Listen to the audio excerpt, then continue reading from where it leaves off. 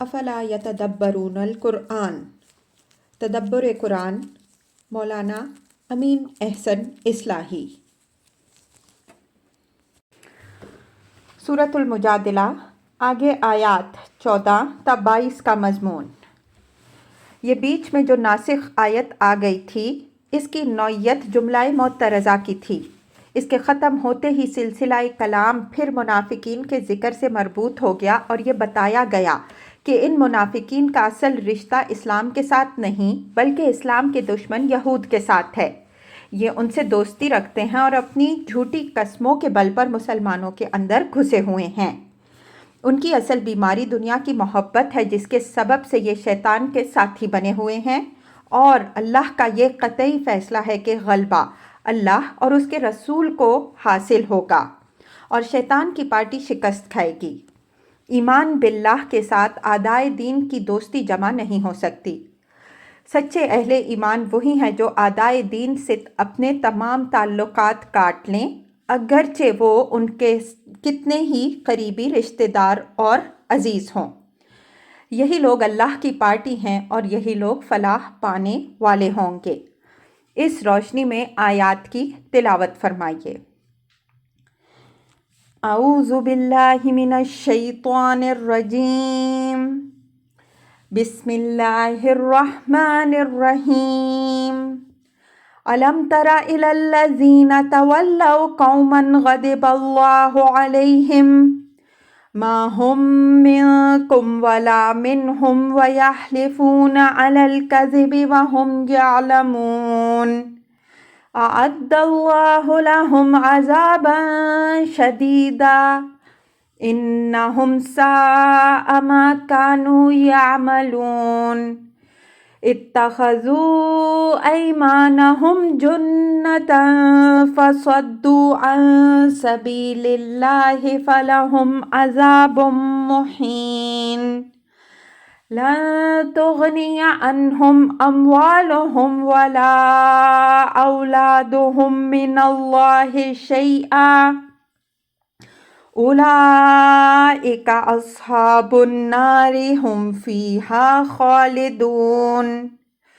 یوم یبعثہم اللہ جمیعا فیحلفون لہ کما یحلفون لکم ویحسبون انہم علی شیء الا انہم ہم الکاذبون. استحوذ علیہم الشیطان فانساہم ذکر اللہ اولئک حزب الشیطان الا ان حزب الشیطان هم الخاسرون. ان الذین یحادون اللہ ورسولہ اولئک فی الاذلین.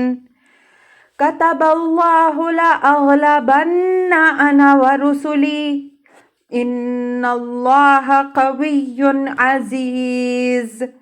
لا تجد قوما یؤمنون باللہ والیوم الآخر یوادون من حاد اللہ ورسولہ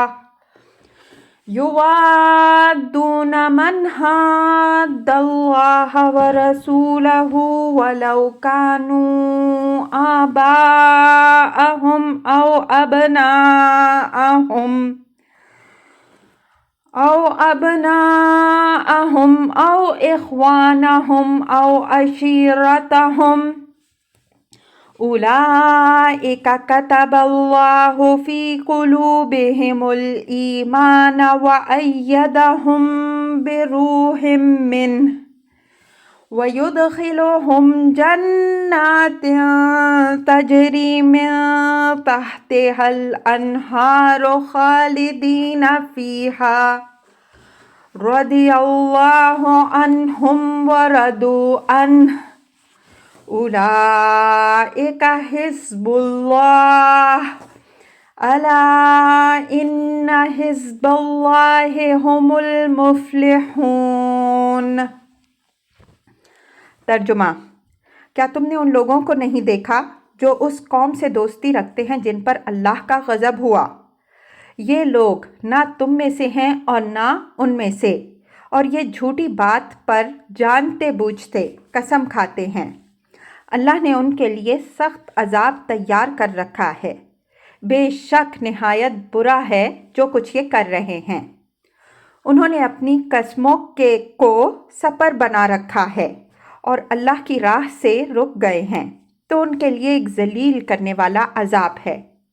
ان کے مال اور ان کی اولاد ان کو اللہ کے عذاب سے ذرا بھی بچانے والے نہیں بنیں گے۔ یہ لوگ دوزخ والے ہیں، یہ اسی میں ہمیشہ رہیں گے۔ جس دن اللہ ان سب کو اٹھائے گا تو وہ اس سے بھی اسی طرح قسمیں کھائیں گے جس طرح تم سے قسمیں کھاتے ہیں، اور گمان کریں گے کہ وہ ایک بنیاد پر ہیں۔ آگاہ ہو کہ یہ لوگ بالکل جھوٹے ہیں۔ ان پر شیطان مسلط ہو گیا ہے، بس اس نے ان کو خدا کی یاد بھلا دی ہے۔ یہ لوگ شیطان کی پارٹی ہیں، سن لو کہ شیطان کی پارٹی ہی نامراد ہونے والی ہے۔ جو لوگ اللہ اور اس کے رسول سے برسر مخالفت ہیں وہی لوگ ذلیل ہونے والوں میں ہوں گے۔ اللہ نے لکھ رکھا ہے کہ بے شک میں غالب رہوں گا اور میرے رسول، بے شک اللہ قوی و عزیز ہے۔ تم کوئی ایسی قوم نہیں پا سکتے جو اللہ اور روز آخرت پر ایمان رکھتی ہو اور وہ دوستی رکھے ان سے جو اللہ اور اس کے رسول سے برسر مخالفت ہوں، اگرچہ وہ ان کے باپ یا ان کے بیٹے یا ان کے بھائی یا اہل کنبہ ہی کیوں نہ ہوں۔ یہی لوگ ہیں جن کے دلوں میں اللہ نے ایمان ثبت فرما دیا ہے اور اپنی طرف سے ایک فیضان خاص سے ان کی تائید فرمائی ہے، اور ان کو داخل کرے گا ایسے باغوں میں جن کے اندر نہریں جاری ہوں گی، ان میں وہ ہمیشہ رہیں گے۔ اللہ ان سے راضی ہوا اور وہ اللہ سے راضی ہوئے۔ یہی لوگ اللہ کی پارٹی ہیں۔ سن رکھو کہ اللہ کی پارٹی ہی فلاح پانے والی ہے۔ الفاظ کی تحقیق اور آیات کی وضاحت۔ الم تر الی الذین تولوا قوما غضب اللہ علیہم ما هم منکم ولا منہم ویحلفون علی الکذب وہم یعلمون۔ یہ ان منافقین کے حال پر اظہار تعجب ہے کہ ایک طرف تو یہ ان لوگوں کے دوست بنے ہوئے ہیں جو اللہ کے مغضوب ہیں، دوسری طرف یہ تم کو یعنی مسلمانوں کو بھی قسمیں کھا کھا کر یقین دلاتے ہیں کہ ہم تمہارے ساتھ ہیں۔ فرمایا کہ ما ہم منکم ولا منہم، نہ یہ لوگ تمہارے ساتھ ہیں اور نہ ان کے ساتھ ہیں۔ تمہارے ساتھ تو اس وجہ سے نہیں کہ اللہ اور اس کے رسول پر ایمان اور اللہ کے مغضوبوں کے ساتھ دوستی میں نسبت ضدین کی ہے۔ یہ دونوں چیزیں بیک وقت جمع نہیں ہو سکتی، اور ان کے ساتھ یہ اس وجہ سے نہیں ہے کہ ان کی دوستی اپنے مفاد کے ساتھ ہے۔ اگر ان پر کوئی سخت وقت آیا تو یہ ان کی خاطر کوئی چوٹ کھانے کو تیار نہیں ہوں گے، بلکہ شیطان کی طرح اظہار برات کر کے بھاگ کھڑے ہوں گے۔ وَيَحْلِفُونَ عَلَى الْكَذِبِ وَهُمْ يَعْلَمُونَ، یعنی وہ اچھی طرح جانتے ہیں کہ اپنے مفاد کے سوا وہ کسی کے ساتھ نہیں ہیں، لیکن وہ جھوٹی قسمیں کھا کھا کے تم کو بھی راضی رکھنے کی کوشش کر رہے ہیں اور ان کو بھی۔ غضب اللہ علیہم سے اشارہ یہود کی طرف ہے، جن کو قرآن کی پہلی ہی صورت میں مغضوب علیہم کہا گیا ہے۔ اگرچہ ان منافقین کی دوستی مشرکین مکہ سے بھی تھی، جس کا ذکر تفصیل سے اگلی صورتوں میں آئے گا، لیکن یہاں خاص طور پر یہود کے ساتھ ان کی موالات کی طرف اشارہ ہے۔ ہم پیچھے اشارہ کر آئے ہیں کہ یہ منافقین زیادہ تر یہود ہی کے ساختہ پرداختہ اور انہی کے ایجنٹ کی حیثیت سے مسلمانوں کے اندر گھسے ہوئے تھے۔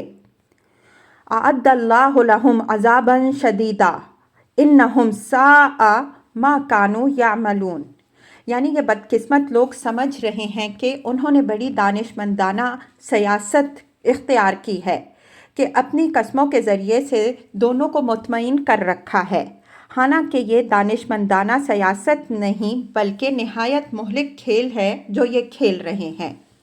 اس کے نتیجے میں اللہ نے ان کے لیے ایک سخت عذاب تیار کر رکھا ہے جس سے یہ دوچار ہوں گے۔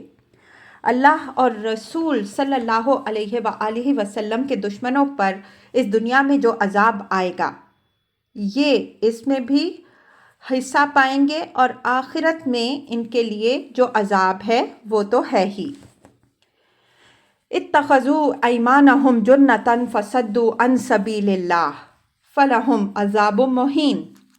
انہوں نے قسموں کو اپنی ڈھال بنا رکھا ہے، ان کی جس غلطی پر بھی گرفت کی جائے اس کے بارے میں جھوٹی قسموں سے یہ اطمینان دہانی کی کوشش کرتے ہیں، اور اس طرح اپنی دانست میں اپنے کو بچا لینے میں کامیاب ہو جاتے ہیں۔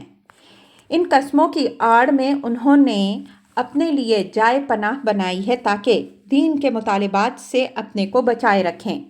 ایمان کا اظہار کر کے اللہ کی راہ میں انہوں نے جو قدم اٹھایا تھا اس کو روک لیا، اور اب آگے بڑھنے کے بجائے قسموں کے ذریعے سے اپنی دینداری کا بھرم قائم رکھنے کی کوشش کر رہے ہیں، لیکن یہ اس طرح کب تک اپنا بھرم قائم رکھیں گے؟ بالآخر ان کے رسوا کرنے والا عذاب ہے۔ لفظ صدن قرآن میں لازم اور متعدی دونوں طرح استعمال ہوا ہے۔ یہاں یہ لازم معنی میں ہے، یعنی اللہ کی راہ میں آگے بڑھنے سے رک گئے۔ لن تغنی عنہم اموالہم ولا اولادہم من اللہ شیئا اولئک اصحاب النار ہم فیہا خالدون۔ یہ ان بیڑیوں کی طرف اشارہ ہے جو ان کے پاؤں میں پڑی ہوئی ہیں اور جو اللہ کی راہ میں ان کو آگے نہیں بڑھنے دے رہی ہیں۔ فرمایا کہ یہ لوگ اپنے اموال و املاک اور بیوی بچوں کی محبت میں گرفتار ہیں، اس وجہ سے دین کی راہ میں آگے بڑھنے کا حوصلہ نہیں کر رہے ہیں۔ انہیں معلوم نہیں ہے کہ ان کے مال اور ان کی اولاد خدا کے عذاب سے ان کو ذرا بھی بچانے والی نہیں۔ من اللہ میں مضاف محذوف ہے، یعنی من عذاب اللہ۔ مطلب یہ ہے کہ اگر یہ لوگ اسی طرح مال و اولاد کی محبت میں گرفتار رہے تو یہ چیز ان کو جہنم میں لے جائے گی، اور پھر یہ اس سے کبھی نہیں چھوٹیں گے۔ یوم یبعثہم اللہ جمیعا فیحلفون لہ کما یحلفون لکم فیحلفون لہ کما یحلفون لکم ویحسبون انہم علی شیء الا انہم ہم الکاذبون۔ اگر یہ اسی طرح مال و اولاد کی محبت میں پھنسے ہوئے دین کے تقاضوں سے بھاگتے رہے تو اس دن کو یاد رکھیں جس دن اللہ ان کو اور ان کی اولاد کو اٹھائے گا، اور اس دن بھی ان کے پاس اس جھوٹی قسم کے سوا اور کوئی سہارا نہیں ہوگا جس کا سہارا انہوں نے آج لے رکھا ہے۔ اس دن وہ اپنے رب کے سامنے اپنی بریت میں اسی طرح جھوٹی قسمیں کھائیں گے جس طرح تمہارے سامنے کھا رہے ہیں۔ سورہ انعام آیت 23 میں مشرکین کے بارے میں بیان ہوا ہے کہ جب عذاب دیکھیں گے تو قسم کھا کر اپنی بے گناہی کا اظہار کریں گے کہ واللہ ربنا ما کننا مشرکین، اللہ ہمارے خداوند کی قسم ہم شریک ٹھہرانے والوں میں نہیں تھے۔ وَيَحْسَبُونَ أَنَّهُمْ عَلَى شَيْءٍ، یعنی جھوٹی قسم کھا کر سمجھیں گے کہ اپنی بے گناہی کے ثبوت میں ایک بہت بڑی دلیل انہوں نے پیش کر دی، اور گمان کریں گے کہ جس طرح اس دنیا میں انہوں نے جھوٹی قسموں سے بہتوں کو فریب دے رکھا ہے اسی طرح آخرت میں بھی ان کا فریب چل جائے گا، لیکن وہاں ان کا یہ فریب کچھ کام نہ دے گا۔ اس دن اللہ مجرمین کی زبانوں پر مہر لگا دے گا، اور ان کے ہاتھ پاؤں اور ان کے دوسرے اعضاء اور جوارح ان کے جرائم کی خود گواہی دیں گے، جس کے بعد کسی کے لیے کسی معذرت کی کوئی گنجائش باقی نہیں رہے گی۔ الا انہم ہم الکاذبون۔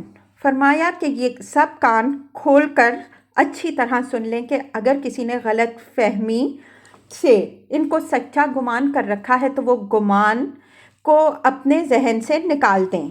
اصل جھوٹے یہی لوگ ہیں جنہوں نے یہاں بھی لوگوں کو اپنے جھوٹ سے مغالطہ میں دے رکھا ہے، اور آخرت میں بھی اپنے رب کو دھوکہ دینے کی جسارت کریں گے۔ استحوذ علیہم الشیطان فانساہم ذکر اللہ اولئک حزب الشیطان الا ان حزب الشیطان ہم الخاسرون۔ استحوذ علیہم کے معنی ہیں تسلط علیہم۔ شیطان نے ان پر اپنا پورا تسلط جما رکھا ہے۔ شیطان جن پر پورا تسلط جما لیتا ہے ان کو خدا کی یاد سے بالکل غافل کر دیتا ہے، اور جو خدا کو بھلا بیٹھتے ہیں وہ شیطان کی پارٹی میں شامل ہو جاتے ہیں۔ یہ امر یہاں ملحوظ رہے کہ جہاں تک وسوسہ اندازی کا تعلق ہے، شیطان سب پر اپنا یہ ہنر آزماتا ہے، لیکن اس کا تسلط انہی پر جمتا ہے جو اس کی وسوسہ اندازیوں کے لیے اپنے دلوں کے دروازے کھول دیتے ہیں اور اس کو اپنا ناصح و مرشد سمجھنے لگتے ہیں۔ جو لوگ اس طرح اس کے مرید بن جاتے ہیں ان کے دلوں میں خدا کی یاد بالکل غائب ہو جاتی ہے، پھر وہ اپنی عاقبت سے بالکل بے پرواہ ہو کر اپنی باگ اس کے ہاتھ میں پکڑا دیتے ہیں۔ اس طرح کے لوگ سب شیطان کی پارٹی کے ممبر بن جاتے ہیں اور شیطان ان کا لیڈر بن کر ان کو جدھر جاتا ہے آوارہ گردی کراتا ہے۔ انسان کی اصل محافظ خدا کی یاد ہے۔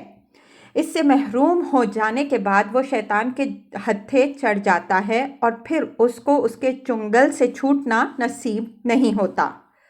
الا ان حزب الشیطان هم الخاسرون۔ فرمایا کہ اس دنیا میں اگرچہ ہر ایک کو اللہ تعالیٰ کے قانون کے تحت ایک خاص حد تک مہلت عمل ملی ہوئی ہے، چنانچہ شیطان کی پارٹی کو بھی مہلت دی جاتی ہے کہ وہ اپنا ہنر آزما لے، لیکن ہر شخص اچھی طرح جان لے کہ بالآخر شیطان کی پارٹی ہی نامراد ہونے والی ہے۔ ان الذین یحادون اللہ ورسولہ اولئک فی الاذلین۔ شیطان کی پارٹی کا اصل کام اللہ اور رسول صلی اللہ علیہ وآلہ وسلم کی مخالفت اور ان کے مقابل میں محاذ آرائی ہے۔ فرمایا کہ ان کو جتنی ڈھیل ملتی ہے یہ اللہ اور رسول صلی اللہ علیہ وآلہ وسلم کے خلاف زور آزمائی کرتے ہیں، لیکن بالآخر یہ انہی ذلیل ہونے والوں میں شامل ہوتے ہیں جو ان سے پہلے یہ زور آزمائی کر کے ذلیل ہو چکے ہیں۔ کتب اللہ لأغلبن انا ورسلی ان اللہ قوی عزیز۔ یہ اللہ تعالیٰ نے اپنی اس سنت کا اعلان فرمایا ہے جو ازل سے اس نے لکھ رکھی ہے کہ جو کشمکش اللہ اور رسول اور حزب الشیطان کے درمیان برپا ہوگی اس میں غلبہ اللہ اور اس کے رسولوں کو حاصل ہوگا، شیطان کی پارٹی ذلیل و خوار ہوگی۔ اس سنت اللہ کی وضاحت ہم جگہ جگہ کرتے آ رہے ہیں کہ رسول جتنے بھی دنیا میں آئے ہیں وہ جس قوم کے اندر آئے اس کے لیے خدا کی عدالت بن کر آئے۔ نوٹ: یہاں نبی اور رسول کے درمیان وہ فرق ملحوظ رہے جو ہم نے اس کتاب میں جگہ جگہ واضح کیا ہے۔ اس کے بعد اس قوم کا لازماً فیصلہ ہو گیا۔ اگر قوم نے بحیثیت مجموعی رسول کی تکذیب کر دی تو اس کے اندر رسول اور اس پر ایمان لانے والے افراد کو الگ کر کے باقی قوم کو اللہ تعالیٰ نے اپنے کسی عذاب کے ذریعے سے فنا کر دیا، اور اگر ایمان لانے والوں کی تعداد معتبر بھی ہوئی تو اتمام حجت کے بعد اہل ایمان کو حکم دیا گیا کہ وہ جہاد کے لیے تلوار اٹھائیں اور ان اعدائے حق سے مقابلہ کر کے ان کا زور توڑ دیں کہ زمین ان کے فتنہ سے پاک ہو جائے۔ قرآن نے رسولوں کی جو تاریخ پیش کی ہے ان میں سے اکثر کو پہلی صورت پیش آئی، یعنی رسول اور اس کے ساتھیوں کی ہجرت کے بعد قوم پر اللہ تعالیٰ کا فیصلہ کن عذاب آ گیا۔ صرف حضرت صلی اللہ علیہ وآلہ وسلم کے معاملے میں دوسری صورت پیش آئی کہ ہجرت کے بعد آپ صلی اللہ علیہ وآلہ وسلم کو جہاد کا حکم ہوا، اور آپ صلی اللہ علیہ وآلہ وسلم کے اعداء نے آپ صلی اللہ علیہ وآلہ وسلم کے صحابہ رضی اللہ عنہم اجمعین کی تلوار سے شکست کھائی، یہاں تک کہ ان کا بالکل قلع کما ہو گیا۔ ان اللہ قوی عزیز، یہ اس دعوے کی دلیل بیان ہوئی ہے کہ کیوں اللہ اور اس کے رسولوں کے لیے غلبہ لازمی ہے۔ فرمایا کہ اللہ کوئی کمزور ہستی نہیں ہے بلکہ وہ قوی و عزیز ہے۔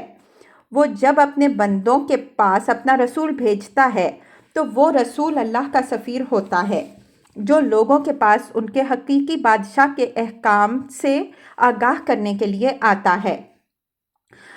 اگر لوگ اپنے مالک حقیقی کے احکام کی بجا آوری کے لیے اٹھ کھڑے ہوتے ہیں تو وہ زمین میں ان کو اقتدار بخشتا اور ان کو اپنے افضال و عنایات سے نوازتا ہے، اور اگر وہ خود اللہ سے مقابلہ کے لیے اٹھ کھڑے ہوتے ہیں تو وہ باغی قرار پاتے ہیں، اور اتمام حجت کے بعد اللہ تعالیٰ ان باغیوں کے وجود سے اپنی زمین کو پاک کر دیتا ہے۔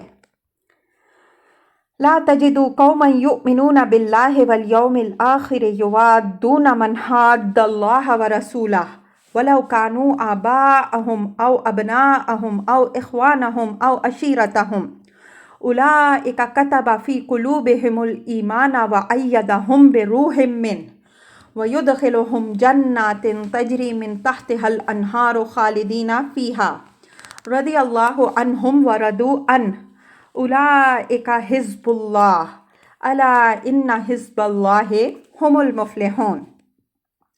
اب یہ آخر میں ایک نہایت واضح کسوٹی منافقین کے سامنے رکھ دی تاکہ حزب اللہ اور حزب الشیطان کے درمیان کوئی التباس باقی نہ رہے، اور وہ جس کا بھی ساتھ دیں علی وجہ البصیرہ ساتھ دیں۔ مطلب یہ ہے کہ ان دونوں میں سے وہ ایک ہی کو اختیار کر سکتے ہیں، یہ نہیں ہو سکتا کہ بیک وقت وہ دونوں کے ساتھ چل سکیں۔ فرمایا کہ یہ ناممکن ہے کہ کوئی قوم اللہ اور روز آخرت پر ایمان بھی رکھتی ہو اور ان لوگوں سے دوستی بھی گانٹھے رکھے جو اللہ اور رسول سے نبرد آزمائی کر رہے ہیں۔ اگر کوئی جماعت اللہ اور رسول کے مخالفین کے ساتھ دوستی بھی رکھتی ہے اور ساتھ ہی ایمان کی بھی مدعی ہے تو وہ اپنے دعوی ایمان میں جھوٹی ہے، اس لیے کہ ان دونوں میں نسبت ضدین کی ہے، اور انسان کے پہلو میں دل ایک ہی ہوتا ہے، دو دل نہیں ہوتے کہ وہ دو متضاد و متحارب چیزوں کی محبت اپنے اندر جمع کر سکے۔ وَلَوْ كَانُوا آبَاءَهُمْ أَوْ أَبْنَاءَهُمْ أَوْ إِخْوَانَهُمْ أَوْ عَشِيرَتَهُمْ، یعنی دوسرے رشتہ دار اور روابط تو درکنار، باپ، بیٹے، بھائی اور کنبہ و قبیلہ کے روابط جو سب سے زیادہ قریبی ہیں اور جن کے ساتھ انسان کو فطری وابستگی ہوتی ہے، وہ بھی یہ درجہ نہیں رکھتے کہ وہ ایمان کے ساتھ متصادم ہوں تو کوئی مومن ان کو اپنے دل میں جگہ دے۔ اولئک کتب فی قلوبہم الایمان وایدہم بروح منہ، یعنی جو لوگ اس کسوٹی پر اپنے کو پرکھنے اور پرکھوانے کے لیے تیار ہوں، در حقیقت وہی لوگ ہیں جن کے دلوں میں اللہ نے ایمان ثبت فرمایا اور ان کو اپنی طرف سے ایک خاص فیضان روحانی سے نوازا ہے۔ رہے وہ لوگ جو ایمان کے مدعی بھی ہیں اور اللہ اور رسول صلی اللہ علیہ وآلہ وسلم کے دشمنوں سے ساز باز بھی رکھتے ہیں، تو یہ لوگ محض زبان کے مسلمان ہیں، ان کے دل میں ایمان نہیں۔ ایدہم بروح منہ کے الفاظ سے اس حقیقت کی طرف اشارہ ہے کہ باپ، بیٹے، بھائی اور کنبہ و قبیلہ کے روابط دل کے ریشہ ریشہ میں رچے بسے ہوئے ہوتے ہیں، ان کو کاٹ دینا کوئی آسان بازی نہیں ہے، لیکن جو لوگ ایمان کی غیرت و حرمت اپنے اندر زندہ رکھتے ہیں، جب ان کو اس طرح کی کوئی نازک آزمائش پیش آتی ہے تو اللہ تعالیٰ اپنے خاص روحانی فیضان سے ان کو قوت بہم پہنچاتا ہے اور وہ اس آزمائش سے بھی سرخرو ہو کر نکلتے ہیں۔ یہ اسی فیض روحانی کا کرشمہ تھا کہ ابو عبیدہ بن جراح رضی اللہ عنہ نے غزوہ احد میں اپنے باپ عبداللہ الجراح پر تلوار چلائی، سیدنا ابو بکر رضی اللہ عنہ نے بدر میں اپنے فرزند کو للکارا، مصعب بن عمیر رضی اللہ عنہ نے احد میں اپنے بھائی عبید بن عمیر کو قتل کیا، حضرت عمر رضی اللہ عنہ نے اپنے ماموں عاص بن ہشام کو قتل کیا، اور علی، حمزہ اور ابو عبیدہ رضی اللہ عنہم اجمعین نے عتبہ، شیبہ اور ولید بن عتبہ کو لقمہ اجل بنایا۔ وَيُدْخِلُهُمْ جَنَّاتٍ تَجْرِي مِن تَحْتِهَا الْأَنْهَارُ خَالِدِينَ فِيهَا، یعنی زندگی میں اللہ نے ان کو رسوخ ایمان اور فیضان روحانی سے نوازا اور ان کو پابرجا رکھا، اور مرنے کے بعد ان کو جنت میں داخل کرے گا جس میں وہ ہمیشہ رہیں گے۔ رضی اللہ عنہم ورضوا عنہ، یہ سب سے بڑا اعزاز ہے جو ان کو اس دن حاصل ہوگا۔ اللہ تعالیٰ ان سے راضی ہوگا کہ انہوں نے جس ایمان کا اقرار کیا اس کا پورا پورا حق ادا کیا، جس امتحان میں وہ ڈالے گئے اس میں پورے اترے۔ اس دنیا میں اللہ تعالیٰ اپنے بندوں سے جس کردار کا مظاہرہ چاہتا ہے انہوں نے ہر امتحان میں اسی کردار کا مظاہرہ کیا۔ اس وجہ سے رب کریم ان کو شاباش دے گا کہ ہم تم سے راضی ہوئے، ہم نے جو چاہا وہ تم نے پورا کر دکھایا، اب تم ہم سے جو چاہو گے وہ تمہیں ملے گا۔ وہ اللہ سے راضی ہوئے کا مطلب یہ ہے کہ وہ اپنے رب کے جن وعدوں پر اس دنیا میں جیے اور مرے، وہ سارے وعدے ان کی امیدوں اور ان کے گمانوں اور قیاسوں سے کہیں بہتر شکل میں سامنے آئیں گے، اور وہ اس طرح نہال ہو جائیں گے کہ ان کے دل کا ہر ارمان پورا ہو جائے گا۔ اولئک حزب اللہ الا ان حزب اللہ هم المفلحون۔ فرمایا کہ یہ لوگ ہیں جن کو حزب اللہ میں ہونے کا شرف حاصل ہے، اور یہی لوگ فلاح پانے والے بنیں گے۔ اوپر حزب الشیطان اور اس کی خصوصیات کا ذکر ہو چکا ہے، اب حزب اللہ کے ذکر پر یہ سورہ تمام ہوئی۔ فالحمد للہ علی ذالک، اللہم ارنا الحق حقا وارزقنا اتباعہ وارنا الباطل باطلا وارزقنا اجتنابہ۔ رحمان آباد، 10 جنوری 1978، 29 محرم الحرام 1388 ہجری۔